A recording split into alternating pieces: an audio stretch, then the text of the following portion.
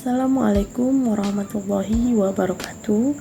Saya Ella Pasaribu dari Prodi Pendidikan Akuntansi kelas B. Di sini video yang akan saya sampaikan adalah mengenai ujian akhir semester saya pada mata kuliah Sistem Informasi Akuntansi dengan dosen pengampu Ibu Khairun Nisa. Baik, berikut adalah jawaban dan soalnya. Bagan alir PT Laris Jaya. Baik, dimulai dari bagian penjualan, dimulai dengan menerima pesanan dari pelanggan dan membuat dokumen order pembelian atau PO dan dikirim ke bagian pembelian. Lanjut ke bagian pembelian, di mana menerima dokumen PO dari penjualan dan membuat tiga rangkap dokumen delivery order, di mana rangkap pertama dikirim ke bagian supplier. Selanjutnya di bagian supplier, di mana di bagian supplier ini menerima dokumen delivery order atau PO, lalu mengirim barang sesuai DO yang diterima dan barang tersebut dikirim ke bagian persediaan. Di bagian persediaan, menerima dokumen DO dan barang dari supplier dan kemudian mencatat file pesanan dan file pengiriman barang. Barang pun disiapkan dan dikirimkan ke pelanggan sesuai dengan DO yang diterima.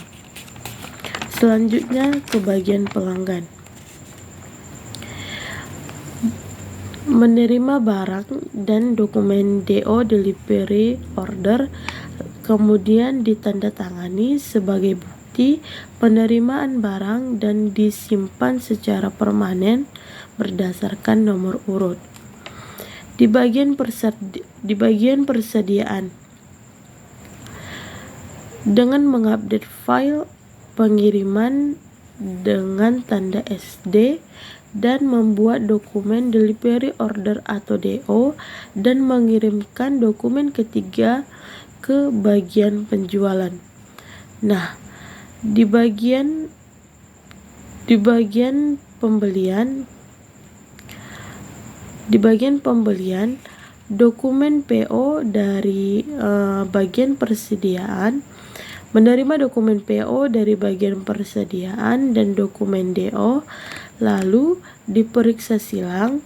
Bila cocok, maka pesanan pembelian barang dicetak dan selesai. Analisis kelemahan dan pengendalian dan berikan saran perbaikannya. Baik, yang pertama itu ada analisis kelemahan dalam pengendalian. Yang pertama, saat menerima pesanan dari pelanggan, tidak ada kontrol yang cukup ketat sehingga mungkin ada kesalahan saat memesan. Dan yang kedua itu, belum ada sistem otomatis yang membandingkan jumlah barang yang dipesan dengan jumlah yang diterima dari pemasok, sehingga memungkinkan terjadinya kesalahan pengiriman barang.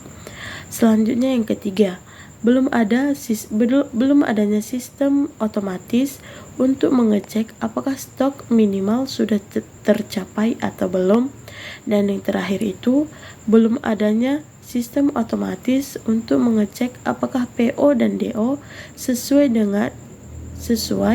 sehingga kemungkinan terjadi kesalahan saat pembelian barang. Selanjutnya ada saran perbaikan.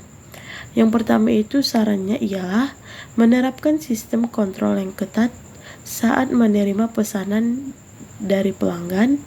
Yang kedua, penerapan sistem otomatis untuk membandingkan jumlah barang yang dipesan dengan yang diterima dari supplier.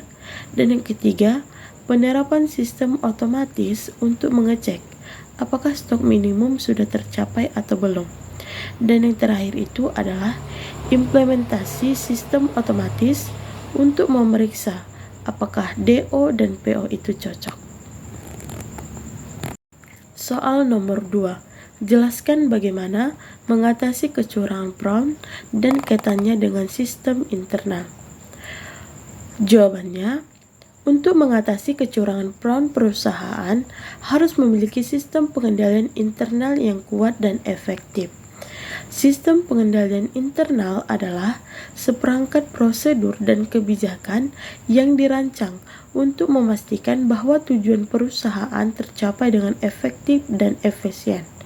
Sumber daya perusahaan dipergunakan dengan tepat dan kepatuhan terhadap peraturan dan kebijakan perusahaan serta hukum dan regulasi yang berlaku.